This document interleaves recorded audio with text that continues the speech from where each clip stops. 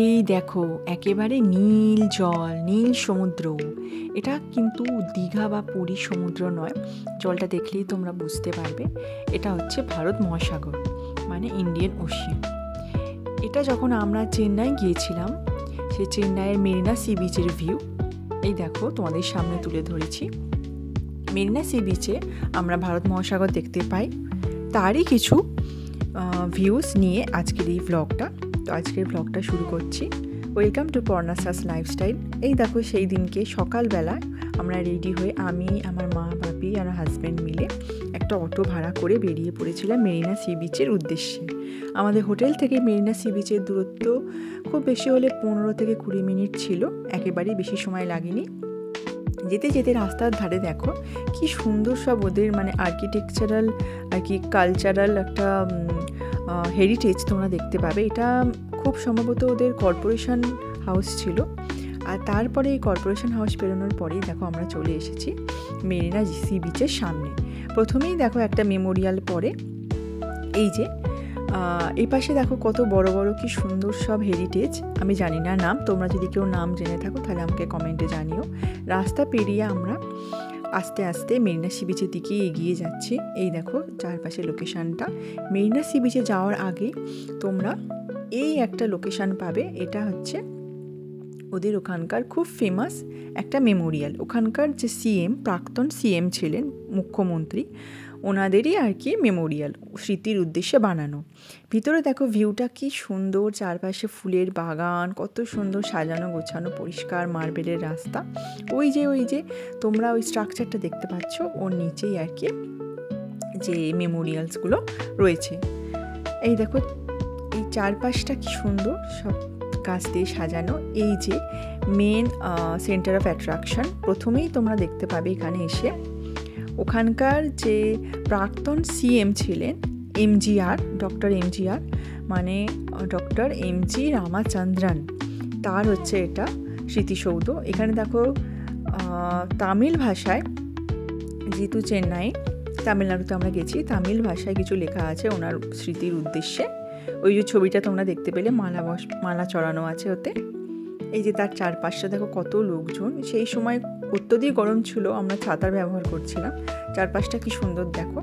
আর এই যে ওই মেমোরিয়ালটা পেরিয়ে আরও ভেতরে গেলে তোমরা পাবে আম্মার মেমোরিয়াল, মানে ওখানকার যে প্রাক্তন সিএম, খুব ফেমাস ফিমেল সিএম, মহিলা মুখ্যমন্ত্রী, ফেমাস মহিলা মুখ্যমন্ত্রী, যাকে ওরা আম্মা বলে সম্বোধন করে, তার মেমোরিয়াল এটা। দেখো তোমরা দেখতেই পেলে তামিল ভাষাতে ওনার সম্বন্ধে কিছু লেখা আছে, ওই যেটা তুলে ধরলাম। চারপাশে দেখো কত লোকজন, আমার হাজব্যান্ড এখানে দাঁড়িয়ে রয়েছে, এখানে আমার মা, অনেক লোকজন। আর খুব অত্যধিক গরম ছিল সেই দিনকে, মানে রোদেতে থাকা যাচ্ছিল না আর কি।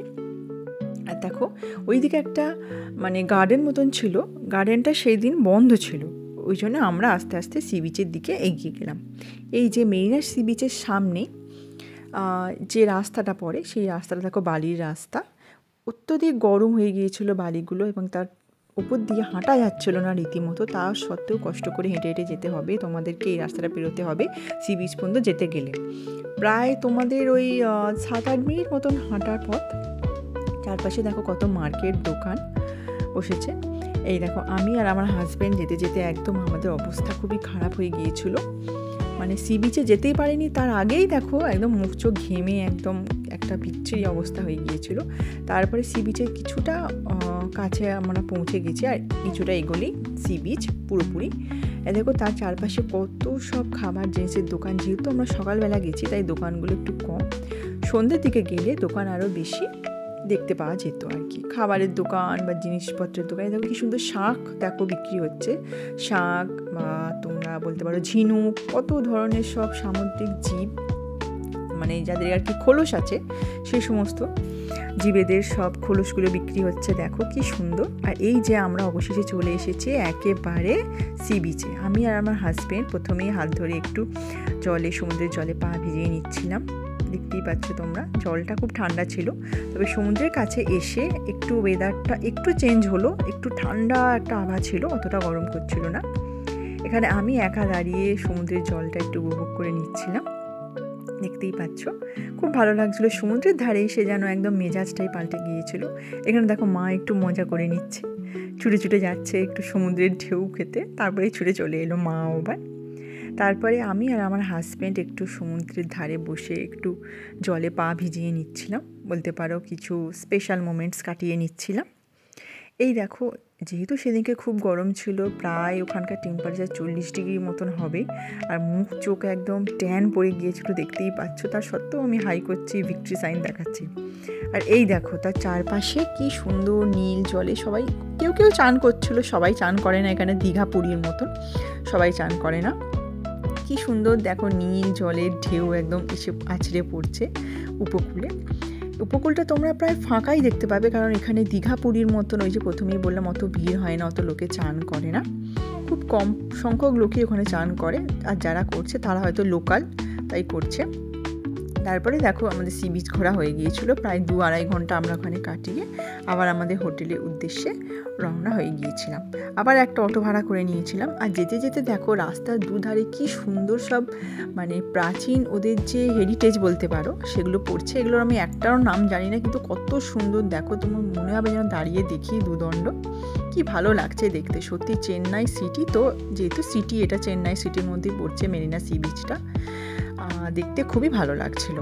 মেরিনা সি বিচ তোমরা যারা জানো না তাদের বলে দিই, এটা হচ্ছে পৃথিবীর দীর্ঘতম উপকূলগুলোর মধ্যে একটা হচ্ছে চেন্নাইয়ের মেরিনা সি বিচ। তোমরা গুগল করলেই জানতে পারবে, দীর্ঘতম উপকূলগুলোর মধ্যে মেরিনা সি বিচ একটা। আজকের ভিডিওটা ভালো লাগলে আমার চ্যানেলটা লাইক অ্যান্ড সাবস্ক্রাইব করে দিও। আজকের জন্য টাটা।